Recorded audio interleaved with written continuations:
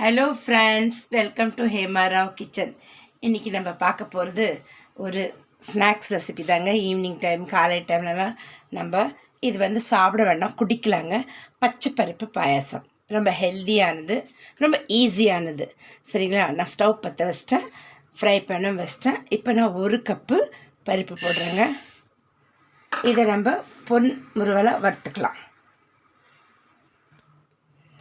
போட்டாச்சுங்க. இதுக்கு பச்சை பருப்புனா தோலோடு இருக்குது. இது நான் சிறு பருப்பு, மஞ்சள் கலர் பருப்பு போட்டிருக்கேன். சரிங்களா? தோல் இல்லாதது. இப்போ இதை ஒரு பொன் மெருவலாக வறுத்துக்கலாங்க.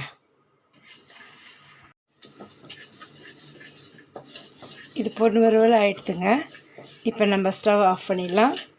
இதை ஒரு 4 தடவை தண்ணி விட்டு நல்லா வாஷ் பண்ணிடலாங்க. குக்கரில் போட்டுக்கலாம். இப்போ குக்கர் எடுத்து வச்சுருக்கேன். குக்கரில் போட்டு நல்லா 4 தடவை தண்ணி விட்டு வாஷ் பண்ணிட்டு வந்துடுறேங்க. இப்போ நல்லா வாஷ் பண்ணியாச்சுங்க. இப்போ நம்ம எந்த கப்பில் நம்ம பருப்பு எடுத்தோம் அதே கப்பில் 2 கப்பு தண்ணி விடுவோங்க. தண்ணி விட்டு ஸ்டவ் பற்ற வச்சு நம்ம ஸ்டவ்வில் வச்சிடலாம். இது 2லேருந்து 3 விசில் விட்டால் போதுங்க. நல்லா மேஷாக வெந்துடும். சரிங்களா? இப்போ இதுக்கு நான் மூடி போட்டுறேன். இப்போ 2லேருந்து 3 விசில் வரட்டுங்க, பார்க்கலாம். ஸ்டவ்லேருந்து இதை இறக்கியாச்சுங்க. 3 விசில் விட்டாச்சுது. இப்போ இது ஸ்டீம் ரிலீஸ் ஆகட்டும், பார்க்கலாம். இப்போ இதுக்கு நம்ம ஒரு வெள்ளை பாகு காசிக்கலாம். எந்த கப்பில் நம்ம பருப்பு எடுத்தோம் அதே கப்பில் 1 கப்பு வெல்லம். மொத்தம் 1.25 கப்பு போட்டுப்போம். இந்தாங்க கால். சரிங்களா? 1.25 கப்பு. ஒரு அரை கப்பு தண்ணி விடுவோங்க. இப்போ இதை காசி வடிகட்டிக்கலாம். சும்மா அது ஜஸ்ட் மெல்ட் ஆனால் போதும், வடிகட்டுறதுக்காக தான். பார்க்கலாங்க. இப்போ ஓப்பன் பண்ணிக்கலாங்க. பாருங்கள், நல்லா மேஷாக வெந்துடுத்து. இல்லைங்களா? நல்லாவே மேஷ் ஆகிடுது பாருங்கள். 3 விசில் தாங்க விட்டேன். ஸ்டீம் ரிலீஸ் ஆகிற வரலாம் நம்ம விட்டுட்டு அதுக்கப்புறமா எடுத்தோன்னா இந்த மாதிரி நல்லா மேஷ் ஆகிடும். இப்போ இது இன்னும் கொஞ்சம் அப்படியே மேஷ் பண்ணிக்கோங்க. ஃப்ளேம் ஸ்லோ ஃபயரில் தாங்க இருக்குது, அதிலே வச்சு நம்ம பண்ணிக்கலாம்.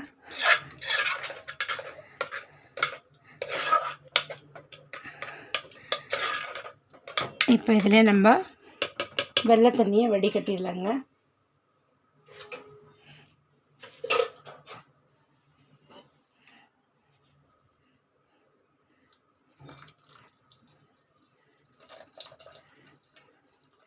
எந்த கப்பில் எடுத்தாலும் 1 கப்பு பருப்புக்கு 1.25 பொடி வெல்லம் சேர்த்துக்கோங்க. கரெக்டாக இருக்கும் உங்களுக்கு ஸ்வீட்டு.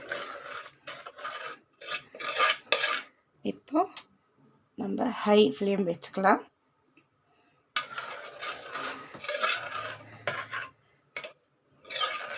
இதோட கலந்து இது ஒரு கொதி வரட்டங்க. நான் தேங்காய் பால் சேர்க்கலைங்க இன்றைக்கி. சாதாரண மில்க் தான் எடுக்க போகிறேன்.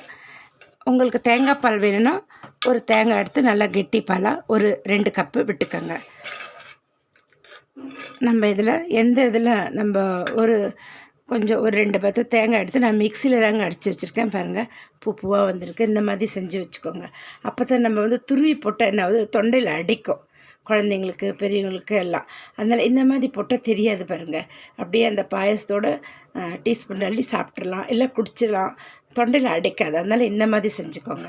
துருவுறதோட மிக்சியில் போட்டு நம்மளுக்கு வேலையும் ஈஸி. ஒரு 2 ஓட்டு ஓட்டணுன்னா இந்த மாதிரி பூ மாதிரி வந்துடுங்க. இப்போ இது ஒரு கொதி வரட்டும். இதில் நம்ம மில்க் விட்டுக்கலாம், ஏலக்காய் பொடி சேர்த்துக்கலாம். இந்த ஸ்டேஜ்லேயே ஒரு அரை டீஸ்பூன் ஏலக்காய் பொடி போட்டுக்கலாம். அதையும் நம்ம மிக்ஸ் பண்ணி விட்டுடலாம்.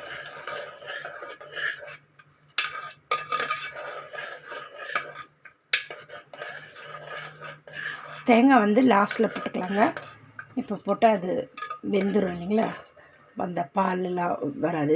நம்ம இறக்கும் போது போட்டோன்னா நல்லாயிருக்கும்.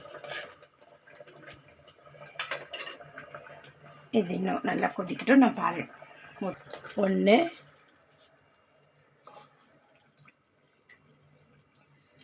2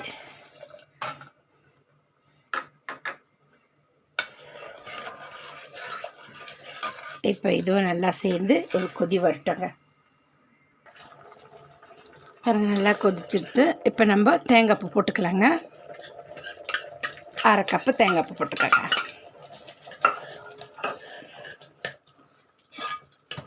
இது ஆற திக்காயிடுங்க. இப்போ நான் முந்திரியும் திராட்சையும் வறுத்து வச்சுருக்கேன், அதுவும் நான் போட்டுக்கிறேங்க. கொஞ்சம் கார்னிஷ்க்கு விட்டுட்டு மீதியெல்லாம் போட்டுக்கலாம். அவ்வளோதாங்க. ஸ்டவ் ஆஃப் பண்ணிடுறேன். நான் இப்போ உங்களுக்கு பிளேட்டிங் பண்ணி காட்டிடுறேன். பாருங்க, நம்ம செஞ்ச பச்சைப்பருப்பு பாயசம் ரெடி ஆகிடுதுங்க. பச்சைப்பருப்பு, மஞ்சப்பருப்பு, சிறுபருப்பு தானங்க பண்ணேன். அதனால் இதே மாதிரி நீங்களும் ட்ரை பண்ணி பாருங்கள். ரொம்பவே சூப்பர் வந்துடுச்சுங்க.